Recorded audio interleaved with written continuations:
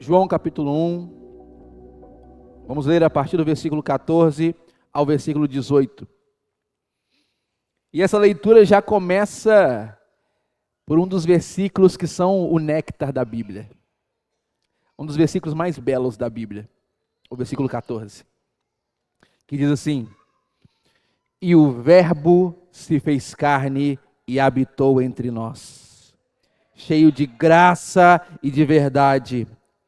Vimos a sua glória, a glória como do unigênito do Pai.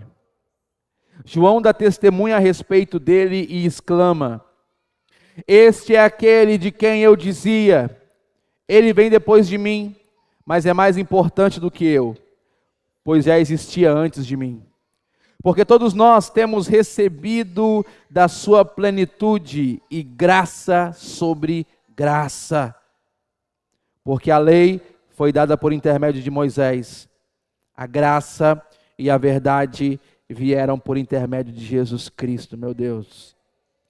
Oh, meu Deus. Ninguém jamais viu Deus, o Deus unigênito, que está junto do Pai, é quem o revelou. Meu Deus do céu. Meu Deus. Vamos ler junto só o versículo 14. Eu falo, vocês repetem. E o Verbo se fez carne e habitou entre nós, cheio de graça e de verdade. E vimos a sua glória, glória como do unigênito do Pai. Meu Deus. Pode sentar no seu lugar dando glória a Deus.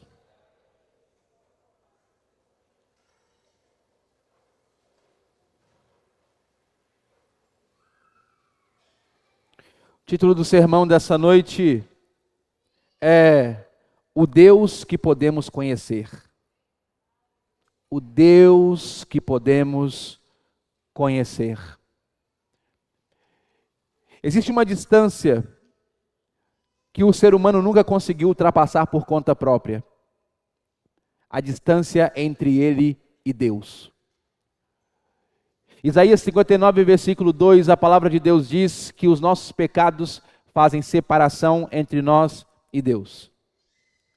O pecado nos distanciou de tal maneira de Deus, que nós, por conta própria, nós jamais conseguiríamos nos aproximar de Deus. O Salmo 19 diz que os céus proclamam a glória de Deus. Através da criação, nós podemos enxergar a inteligência de Deus. Através da criação, nós podemos perceber como Deus é um Deus que coloca todas as coisas no seu devido lugar. Podemos perceber que Ele é um Deus poderoso. Mas a mesma criação que revela um Deus grandioso não consegue nos revelar os propósitos de Deus. Através da consciência, nós podemos até saber o que é certo e errado, porque há uma consciência em nós que nos acusa quando fazemos algo de errado. No entanto, a mesma consciência que acusa também não pode nos salvar.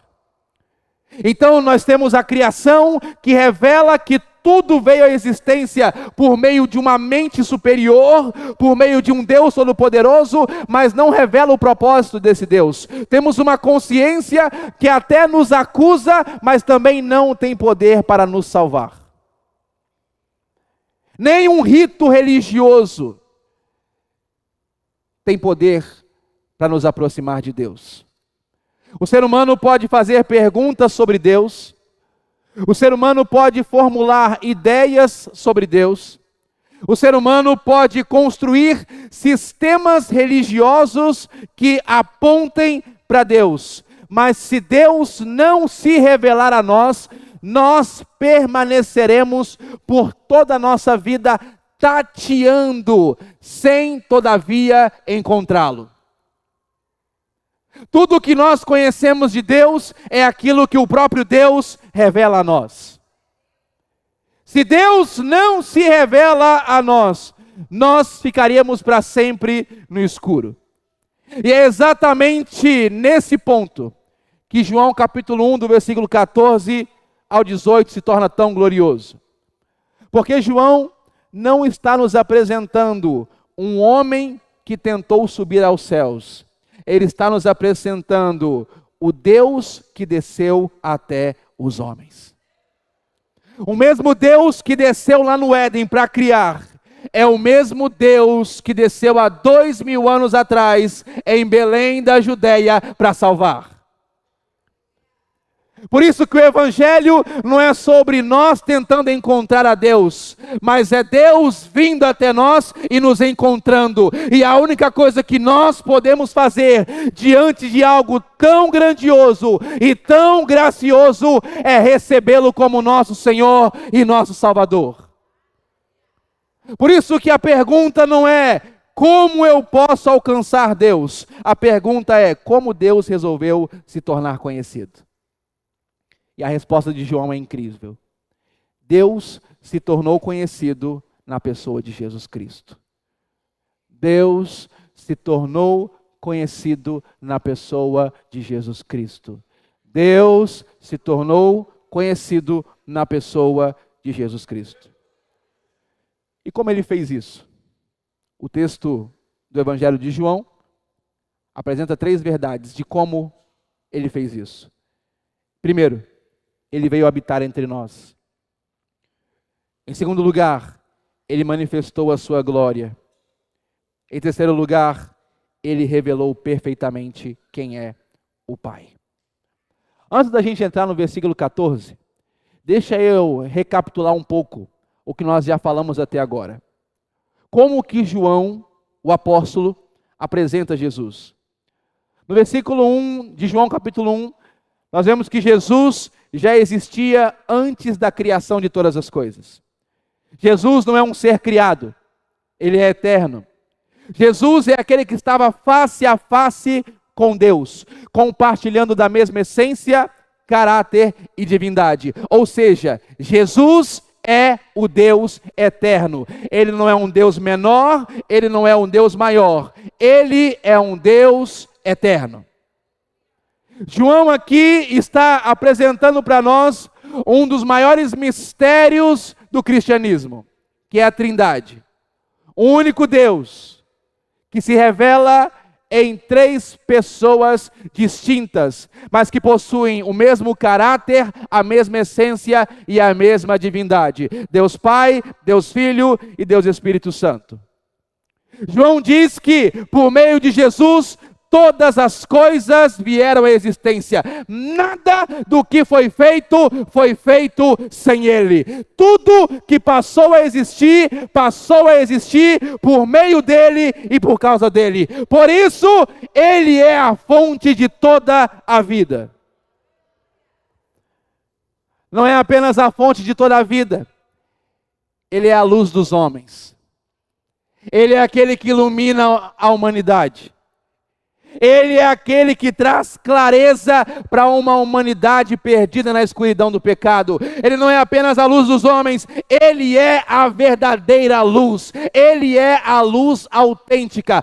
Todos os profetas que vieram antes dele eram apenas lâmpadas. Jesus é a verdadeira luz. A luz de Jesus é tão grandiosa, tão gloriosa, que a Bíblia diz que quando Ele voltar para buscar a sua igreja, quando Ele voltar ao mundo, a luz do sol escurecerá diante da luz de Jesus. Por que você não vê as estrelas de dia? Porque a luz do sol ofusca a luz das estrelas, mas haverá um dia em que o sol da justiça brilhará, e até o sol, a maior estrela da nossa galáxia, terá que se curvar diante da luz de Cristo. Quão grandioso Jesus é! Louvado seja o Senhor! Louvado seja o Senhor! Quão grandioso Jesus é! Quão glorioso Jesus é! Esse é o nosso Senhor! Esse é o nosso Salvador! Louvado seja o Senhor! Louvado seja o Senhor! Louvado seja o Senhor. Louvado seja o Senhor Jesus. O sol da justiça. O Aletinos, a luz verdadeira. A luz autêntica.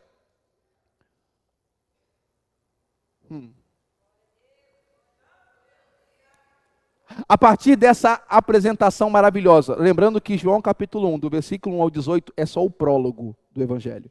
O que é o prólogo? É uma introdução para te contextualizar do que vai ser falado no Evangelho. Então a gente nem entrou no Evangelho ainda. A gente está só na introdução do Evangelho. Depois de fazer essa apresentação maravilhosa, depois de mostrar quão grandioso Ele é, depois de mostrar quão grande Ele é, depois de demonstrar o seu poder, depois de demonstrar a sua grandeza, depois de demonstrar a sua onipotência, a sua onisciência, depois de demonstrar a sua divindade, depois de demonstrar que Ele é o alfa e o ômega, o princípio e o fim, Ele é o criador do espaço, Ele é o criador do tempo, Ele é o criador da matéria, depois de demonstrar para nós quem é Jesus, de repente, no versículo 14, João diz: e Ele se fez carne.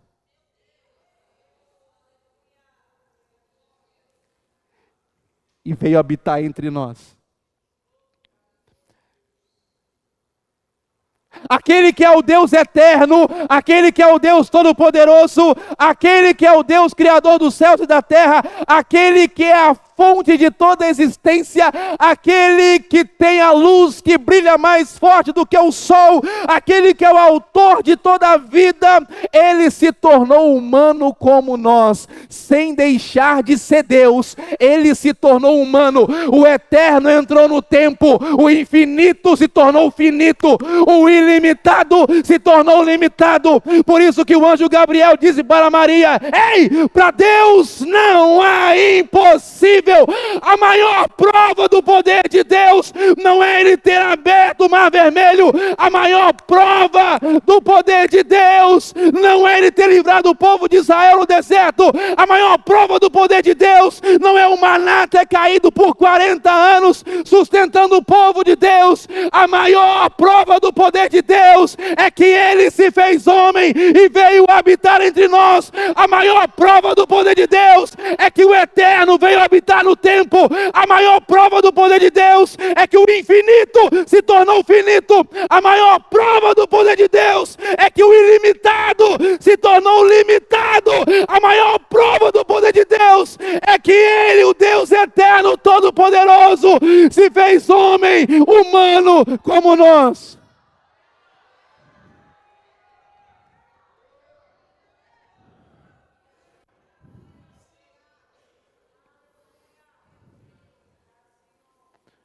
A teologia chama isso de encarnação. Ele encarnou. Sem abrir mão da sua natureza divina, Ele agora toma para si a natureza humana. Sem deixar de ser Deus, Jesus assume uma humanidade verdadeira e completa. Semelhante a nós em tudo, todavia, sem pecado algum. Essa verdade se estabeleceu de fato no Concílio de Calcedônia, em 451 depois de Cristo, onde a verdade cristológica do Cristo encarnado se estabelece como fundamento da igreja, de maneira oficial. Verdadeiramente Deus, verdadeiramente homem. Verdadeiramente Deus, verdadeiramente homem. Jesus. Não te dá um alívio saber que você tem um Deus que sabe exatamente o que é estar cansado?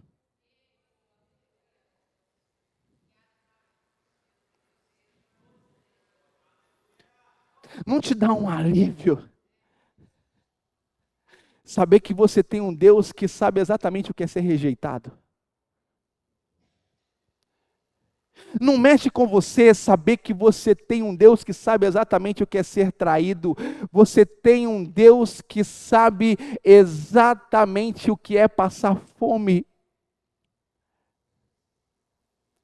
Não te dá um alívio você ter um Deus que no Getsemane,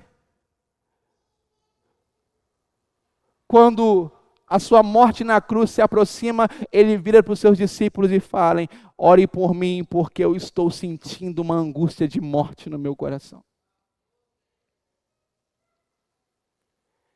Ele se fez carne, ele teve fome, ele teve cansaço, ele foi rejeitado, ele foi traído, ele pediu para orarem sobre ele, e você passa tudo o que você tem que passar e nunca pede uma oração.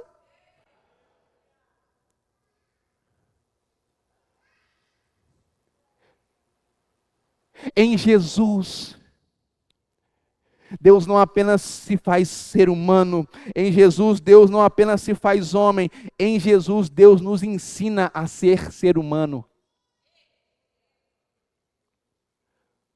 Se tem uma coisa que o Evangelho, meu Deus do céu, se tem uma coisa que o Evangelho de Jesus muda na gente, é ensinar a gente a ser gente. O Evangelho ensina a gente a ser gente. Deus nos amou tanto que de fato Ele se colocou na nossa pele em Cristo Jesus. A gente vive num tempo que a gente não se coloca na pele de ninguém. Porque sobre os pecados que eu já venci, eu me torno juiz sobre os outros.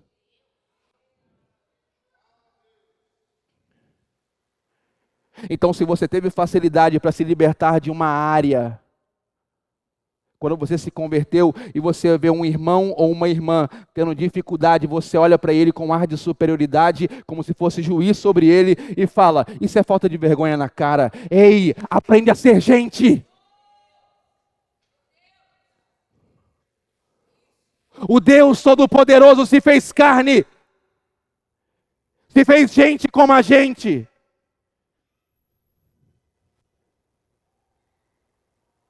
O Criador dos céus e da terra,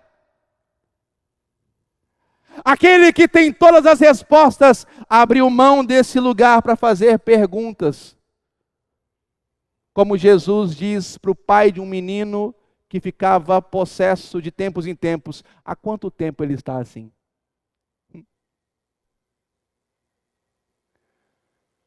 Jesus ensina a gente a ser gente de verdade. Em Jesus, nós enxergamos o que é ser humano. Porque o pecado de Adão lá no Éden maculou a nossa humanidade. O pecado de Adão no Éden corrompeu o nosso caráter, mas em Jesus nós vemos perfeitamente o caráter de filho de Deus. Em Jesus, nós vemos perfeitamente a maneira como Deus quer que vivamos. Ele se fez carne. A maneira como você enxerga Jesus vai influenciar toda a sua eternidade. A maneira como você enxerga Jesus vai determinar onde você vai passar toda a sua eternidade. Se você acha que Jesus foi apenas um ser humano bom, um rabino da Galileia, um filósofo, um pensador, mas jamais ele foi Deus, então a sua visão de Jesus, ela não é a verdadeira realidade de quem Jesus é. Não te salva. É uma heresia. É antibíblico esse pensamento. Mas se a sua visão de Jesus é que ele de fato é Deus, mas ele não se fez carne como nós, ele apenas parecia ser humano, mas ele não era tão humano como nós. Ele só fingia estar com sono. Ele deitava no barco e falava, estou cansado, e fingia que estava com sono e ficava assim olhando. Se você acha que ele não era tão humano quanto você é, seu pensamento também é antibíblico. É uma heresia. Porque o verdadeiro pensamento sobre Jesus se resume em verdadeiramente Deus, verdadeiramente homem. Isso é tão importante que o próprio apóstolo João, nas cartas que ele escreveu, em 1 João, no capítulo 1, no versículo 1, ele diz o seguinte. 1 João capítulo 1, versículo 1, o que era desde o princípio, o que vimos, o que vimos com os nossos próprios olhos, o que contemplamos e as nossas mãos apalparam a respeito do verbo da vida, e a vida se manifestou. O fato de Jesus ter andado com ele, o fato de Jesus ter se feito um homem como nós, mexeu tanto com João, que ele fala isso no evangelho dele, e quando ele vai escrever a carta dele, ele de novo enfatiza, nós o ouvimos, nós tocamos. Irmão, preste bem atenção, se o Neymar anda num shopping, todo mundo quer tocar no Neymar. Se alguém famoso anda num shopping, na rua, na praia, todo mundo se junta e quer pelo menos tocar naquela pessoa famosa. Mas João não está falando de um famoso que andou entre eles. João está falando do Deus eterno, o Criador dos céus e da terra, o próprio Jesus, o próprio Deus andou com eles, sentou com eles, comeu com eles, o próprio Jesus. E ele fala, isso mudou tanto a minha vida, que sempre quando eu for falar, eu tenho que mencionar isso. Eu vi ele, eu ouvi ele, eu toquei nele, eu vi a própria encarnação da vida em pessoa.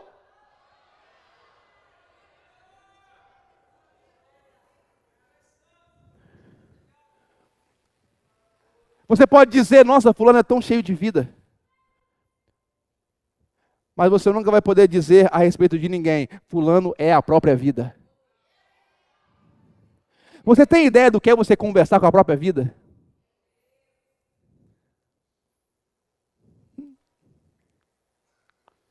Você tem ideia do que é você tocar na própria bondade? Quando a bondade deixa de ser algo abstrato e se torna algo palpável.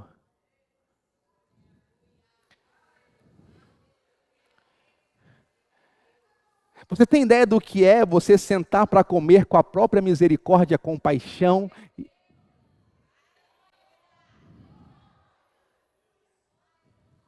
Por isso que ele não muda a mensagem. No Evangelho ele fala isso, na carta dele ele fala de novo. Porque não tem como o encontro de verdade com o Senhor Jesus não mudar toda a sua perspectiva de vida. Não tem como o encontro de verdade com Jesus não mudar a sua maneira de pensar, não mudar a sua maneira de falar, não mudar a sua maneira de ouvir, não mudar a sua maneira de se relacionar com os outros. Por isso que a carta de João, ela fala tanto sobre relacionamentos, porque como assim eu falo que eu sou filho de um Deus de amor, mas eu não consigo me relacionar amando meu irmão? E aí João, ele é enfático.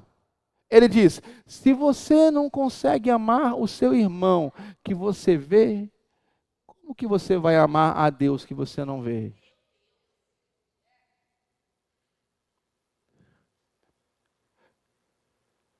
No capítulo 4, do versículo 2 dessa mesma carta, João diz o seguinte, nisto vocês reconhecem o Espírito de Deus. Todo espírito que confessa que Jesus Cristo veio em carne é de Deus.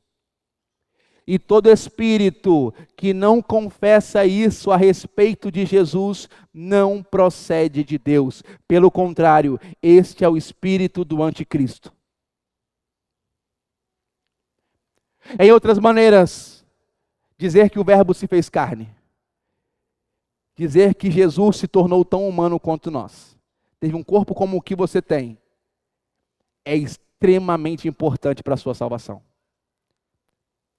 Reconhecer que Ele é o Deus verdadeiro, verdadeiramente Deus, verdadeiramente homem. Mas João não para aí. Ele diz que esse Verbo que se fez carne habitou entre nós. E essa palavra habitou vem do grego skenu, que significa tabernaculou. No Antigo Testamento, em Êxodo capítulo 25, versículo 8, Deus chama Moisés e fala bem assim para Moisés: Moisés, eu quero que você estabeleça, construa um tabernáculo. E nesse tabernáculo eu habitarei no meio do povo. O tabernáculo ficará no centro. Todas as tendas do povo na peregrinação no deserto ficarão viradas para o tabernáculo. E nesse tabernáculo eu serei cultuado.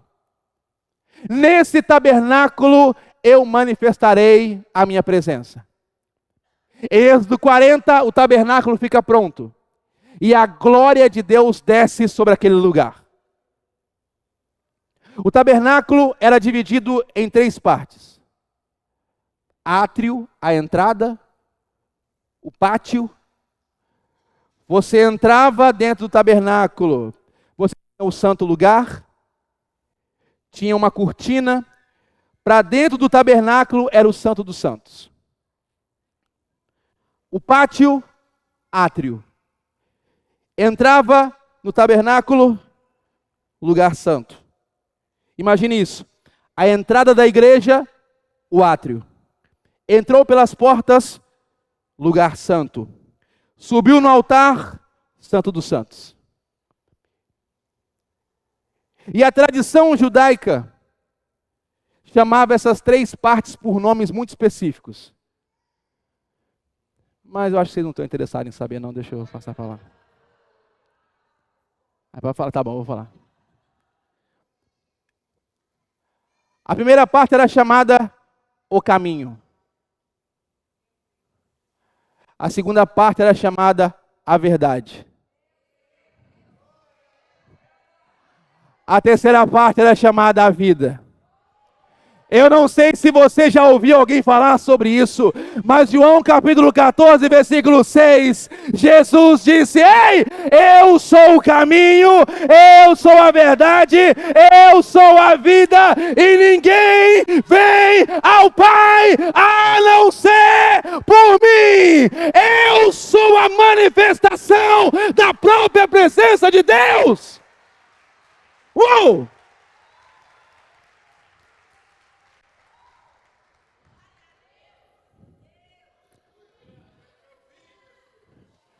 Eu sou a manifestação do tabernáculo. Só que no Antigo Testamento o tabernáculo era fixo. Agora o texto de João diz que o Verbo se fez carne e habitou entre nós. Ele caminhou entre nós. No Antigo Testamento, um ambiente fixo. Novo Testamento, em Jesus. Aquilo que era um ambiente fixo se torna vida. É por isso que o culto, ele acontece aqui, mas ele não termina aqui. Acho que você não ouviu. É por isso que o culto, no Novo Testamento, ele acontece aqui, mas ele não termina aqui. Essa é a reunião da igreja, e essa reunião é vida para você, essa reunião é propósito de Deus para você, mas quando você vai para casa, o culto continua. Amanhã quando você levanta, o culto continua.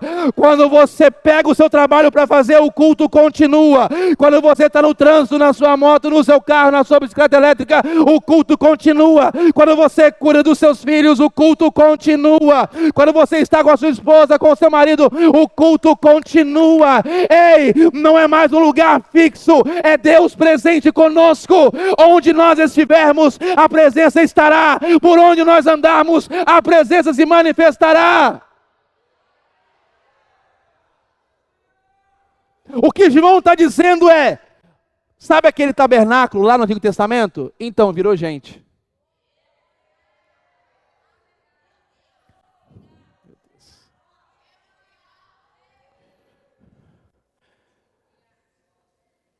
Só um grupo de pessoas poderia entrar no Santo dos Santos. No lugar santo, só os sacerdotes. No Santo dos Santos, só o sumo sacerdote, uma vez por ano. Na festa do Yom Kippur. Ou seja, no tabernáculo do Antigo Testamento, o acesso a Deus era para poucos. Agora vem João e diz que aquele tabernáculo se tornou uma pessoa. E ele andou entre nós, dizendo o seguinte: ei, o acesso a Deus agora está liberado para todos. O acesso a Deus agora não é só para alguns. O acesso a Deus agora não é só para uma casta. O acesso a Deus agora está liberado para todos. Por isso que o Pai está à procura de verdadeiros adoradores. Ele não está à procura de adoração, porque a adoração perfeita Ele já tem no céu. Ele está procurando adoradores. Eu preciso ver se tem algum adorador aqui nessa noite.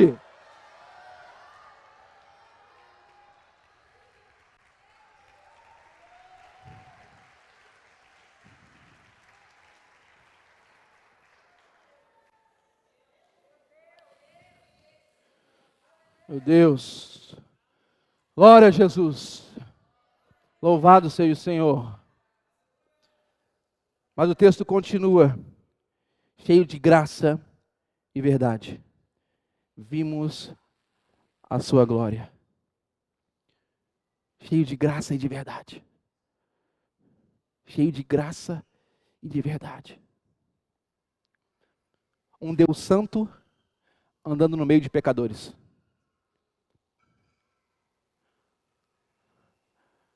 Como que nós não fomos fulminados? Como que a humanidade inteira não foi fulminada? Como pecadores, um Deus santo. Não tem como um ser pecador permanecer na presença de um Deus santo. A própria santidade desse Deus fulmina esse pecador. O pecado não pode permanecer diante da santidade de Deus. Mas o próprio Jesus disse em João capítulo 12, versículo 47. Porque eu não vim para julgar o mundo, e sim para salvá-lo. Mas fique tranquilo. Haverá um dia, de acordo com Atos 17:31, porque Deus estabeleceu um dia em que julgará o mundo com justiça, por meio de um homem que escolheu, Jesus, e deu certeza disso a todos, ressuscitando dentre os mortos. Haverá um dia em que todos serão julgados, justos e injustos. Mas enquanto essa segunda vinda não acontece, temos a primeira vinda. E na primeira vinda Ele não veio para estabelecer julgamento, mas sim para estabelecer salvação. Por isso que enquanto a pregação estiver acontecendo, a misericórdia de Deus sendo estendida para você. Enquanto a pregação acontecendo, a misericórdia, a graça, a favor de Deus sendo estendida para a vida de cada um aqui nessa noite. Então Ele vem cheio de graça e de verdade. Gracioso e verdadeiro. Porque a graça não nos isenta de ter que lidar com a verdade. Mas sabe o que é mais interessante? É que Ele é gracioso e verdadeiro. Quando Jesus, Ele conversa com as igrejas da Ásia Menor em Apocalipse 2:7, Ele corrige essas igrejas. 5 igrejas são corrigidas. Sabe como Jesus as corrige? Primeiro Ele fala: estou vendo que você está indo muito bem nisso, nisso e nisso. Mas tem o porém contra você, que você está pecando nisso, nisso, nisso, nisso, nisso e nisso. O que muitos líderes fazem? Você tá pecando nisso, nisso, nisso, nisso, nisso, nisso e nisso e nisso. E a graça? Você não merece. Quantos líderes estão matando seus liderados? Seja na igreja, seja na empresa, seja dentro de casa. Porque querem dar uma de que são verdadeiros, mas se esquecem de que a própria verdade se manifestou primeiro em graça.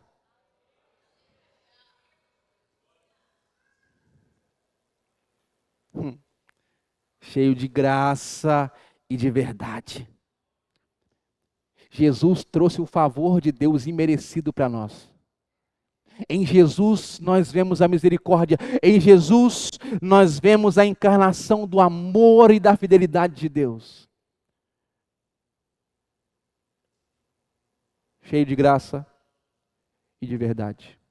Vimos a sua glória. Em Êxodo 33, no versículo 20, Moisés chega para Deus e fala bem assim: Senhor, me mostra a sua glória. A gente canta isso aqui. E aí Deus fala com Moisés o seguinte: Moisés, pequeno gafanhoto, se você vê a minha face, então glória tem a ver com ver a face dele. Porque ver a face de Deus é você ver tudo que Deus é. Então quando ele fala, deixa eu ver a sua glória, é como se ele estivesse dizendo, deixa eu te ver na sua plenitude. Porque eu só ouço a sua voz, deixa eu te ver na sua plenitude. Deus diz para Moisés, Moisés, nenhum ser humano tem capacidade de receber todo o conhecimento de mim e permanecer vivo. Ninguém consegue ver a minha glória e permanecer de pé. Então faz o seguinte, Moisés. Eu vou passar na fenda da rocha. E eu vou colocar a minha mão. Você fica ali. Eu vou passar. E você vai ver apenas as minhas costas. Quando Moisés viu isso, Moisés ficou atordoado. Deus se revela para ele como Deus cheio de misericórdia e totalmente fiel. Sabe o que João está falando? João está dizendo o seguinte: sabe aquela glória parcial que Moisés viu lá no deserto? Sabe aquela visão parcial que Moisés viu lá no deserto? Então, Jesus revelou completamente para nós. Jesus revelou completamente para nós. Em Jesus nós vemos a santidade de Deus. Em Jesus nós vemos a misericórdia de Deus. Em Jesus nós vemos a fidelidade de Deus. Em Jesus nós vemos o poder de Deus. Em Jesus nós vemos a bondade de Deus. Em Jesus nós vemos a misericórdia de Deus. Em Jesus nós vemos a retidão de Deus. O que João está dizendo é: ei, hoje vocês conhecem a Deus como Abraão não conheceu, como Moisés não conheceu, como Davi não conheceu. Jesus é aquele que mostra pra gente a face de Deus. Deus tem uma face, e essa face é a face de Cristo.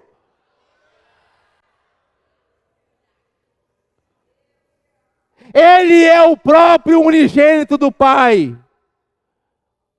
Ou seja, não há outro como Ele. Não há ninguém como Ele. Ele é a revelação plena de quem o Pai é.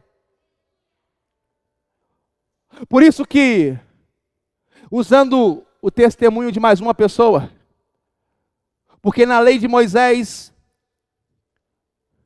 a afirmação de alguém era confirmada pelo testemunho de 2 ou 3 pessoas. Então João, o apóstolo, diz o seguinte: para não ficar só nas minhas palavras, eu vou dizer o que o João Batista disse a respeito de Jesus. E o versículo 15 diz assim: João dá testemunho a respeito dele e exclama: esse é aquele de quem eu dizia, ele vem depois de mim, mas é mais importante do que eu, pois já existia antes de mim. João Batista nasceu basicamente 6 meses antes de Jesus. Então, no seu nascimento do útero de Maria, Jesus veio depois de João Batista. Mas o próprio João Batista disse: ele é mais importante do que eu. Porque apesar de aqui nesse mundo ter vindo depois de mim, ele já existia antes de mim. Ou seja, o Verbo se fez carne e habitou entre nós. O Deus eterno nasceu de um útero de uma mulher e morou no nosso meio. Como que eu não vou amar pessoas se o Deus eterno todo-poderoso escolheu vir morar no meio de gente imperfeitas? Como que eu posso me achar melhor do que alguém se o Deus eterno, todo-poderoso, perfeito, resolveu abrir mão da sua glória e andou no meio de gente pecadora e imperfeita? Como que eu não vou ter misericórdia de alguém? Como que eu não vou conseguir olhar para o meu irmão e mesmo diante dos seus defeitos, conseguir amá-lo, ter misericórdia por ele e me tornar um instrumento de ajuda para a vida dele? Como que eu não vou contar com ninguém ao meu lado, se o próprio Jesus, sendo perfeito em todas as coisas, chamou 12 homens atrapalhados para estarem com ele? O versículo 16 diz: porque todos nós, meu Deus, temos recebido da sua plenitude, e graça sobre graça. Jesus é a fonte inesgotável da graça divina. Graça sobre graça. É como se fosse a onda do mar. Vem uma onda, logo depois vem outra, logo depois vem outra, logo depois vem outra, logo depois vem outra. Esse é o mar da graça de Deus. Tem uma onda da graça, depois tem outra onda da graça. E essa onda é inesgotável. Eu não sei se você algum dia já ficou preocupado de você acordar de manhã e o mar de Jacaraípe está seco. Eu não sei se algum dia você acordou preocupado de chegar na hora de Jacaraípe e perceber que o Oceano Atlântico secou. Acredito que essa preocupação nunca veio sobre a sua cabeça.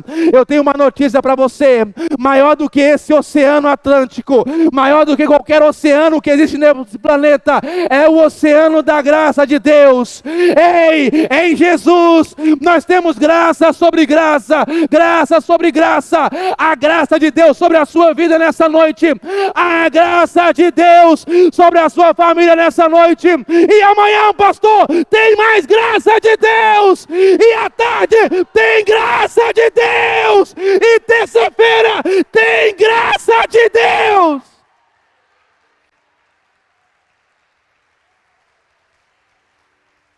Tem graça, tem misericórdia, tem graça, tem misericórdia, tem graça, tem misericórdia, tem graça, tem misericórdia.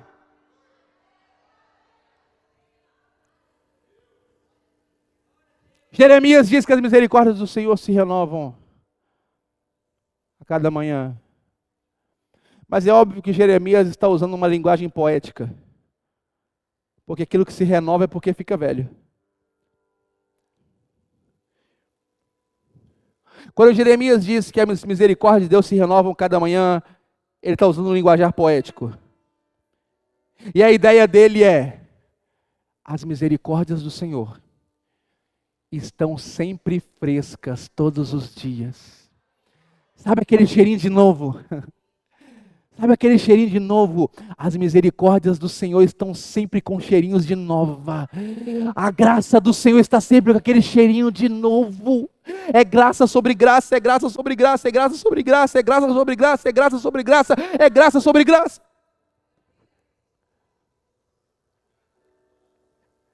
Ele diz no versículo 17: porque a lei foi dada por meio de Moisés, a graça e a verdade vieram por intermédio de Jesus Cristo.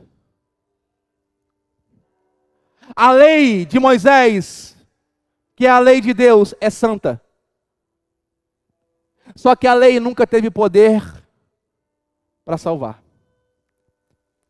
A lei só tem poder para apontar para o pecado. A lei diz para não cobiçar, a lei diz para não mentir. Deus estabeleceu 10 regrinhas para a gente. E falou assim: faz o seguinte, para você se aproximar de mim, cumpre essas 10 regrinhas. E você fala: ah, moleza, 10 regrinhas? Fácil.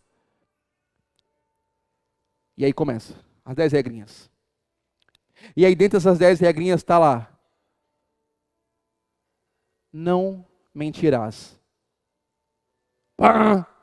Já caiu. Não matarás. Aí você fala: yes, eu nunca matei ninguém. Uau. Aí Jesus fala assim: se você já sentiu ódio e raiva de alguém, esse é o mesmo sentimento que um assassino teve antes de matar aquela pessoa. A diferença entre você e ele é que ele terminou o serviço, você não. Ou seja, os casados não são réu primários. Deus está falando aqui nessa noite. Pá! Você cai de novo. Não adulterarás. Aí você fala: graças a Deus, graças a Deus. Homem de uma só mulher, mulher de um só marido, graças a Deus. Aí Jesus fala: se você olhou, tanto você que é homem, tanto você que é mulher, se você olhou e falou assim: já adulterou.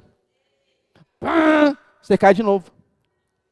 Então, a lei de Moisés primeiro humilha a gente. Fala assim: vocês não são bons não. Em segundo lugar, a lei mostra pra gente que a gente precisa de um Salvador. Porque eu falo: Deus, eu não consigo cumprir as suas regras. Aí Deus fala: eu sei. Por isso que eu mesmo vou me tornar homem, vou habitar no meio de vocês, vou cumprir aquilo que vocês não podem cumprir, vou morrer a morte que vocês tinham que morrer, e quando eu ressuscitar ao terceiro dia, se vocês acreditarem no que eu fiz, se vocês reconhecerem o que eu fiz, o crédito de toda a minha obra recai sobre vocês. E aí, aceita?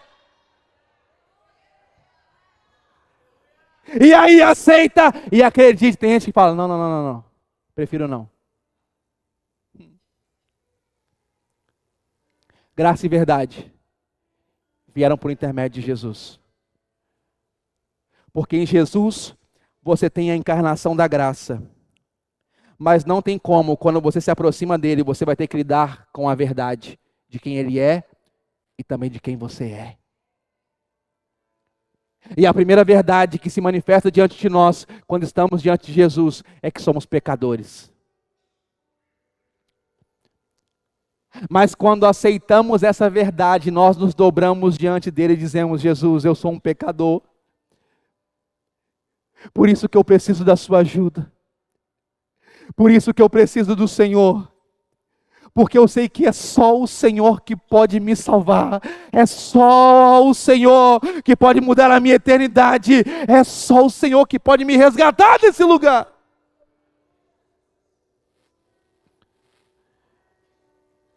Por isso que o texto termina dizendo: ninguém jamais viu Deus, o Deus unigênito, que está junto do Pai. Junto do Pai é proximidade. Juntinho com o Pai.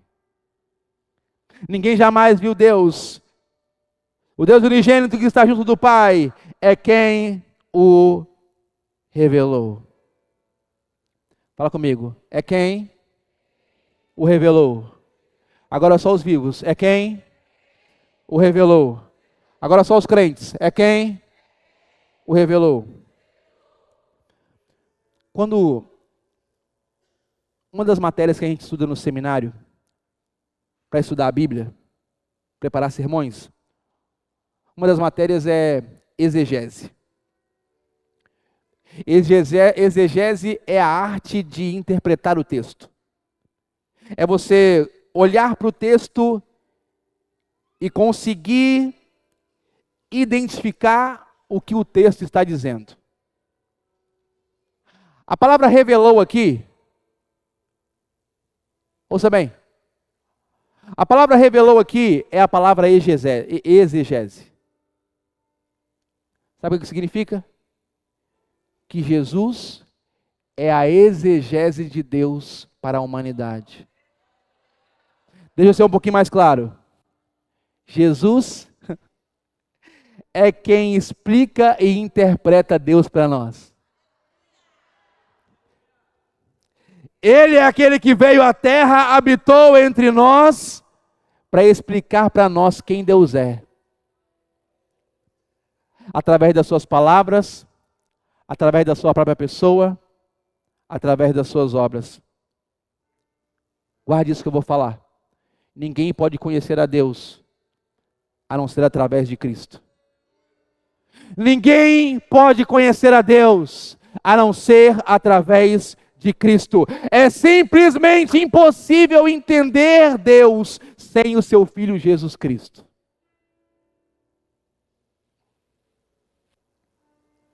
Ele é o verbo que se fez carne. Ele é a palavra que se fez carne. Ele é a própria expressão de quem Deus é. Quer saber como Deus é? Olhe para Jesus. Quer saber como Deus pensa? Olhe para Jesus. Quer saber como Deus fala? Olhe para Jesus. É Ele quem nos explica, é Ele quem nos mostra Deus. Talvez você tenha entrado aqui hoje com muitas ideias sobre Deus. Talvez na sua cabeça Deus é um Deus distante, é um Deus severo, é um Deus indiferente. Ou talvez é apenas uma força lá em cima. Mas João nos diz que Deus se mostrou em Jesus Cristo. Se você quer saber como Deus trata os pecadores, olhe para Jesus. Se você quer saber se há perdão para a sua vida, olhe para Jesus. Se você quer saber se Deus se importa com a sua dor, olhe para Jesus. Se você quer saber se existe um caminho de volta para o Pai, olhe para Jesus. A pergunta final que eu tenho para você nessa noite não é apenas: você conhece algumas verdades sobre Jesus? Não. A minha pergunta é: você já veio a Deus por meio de Jesus? Porque quem encontra Jesus, preste bem atenção, quem encontra Jesus, encontra o Deus que podemos conhecer.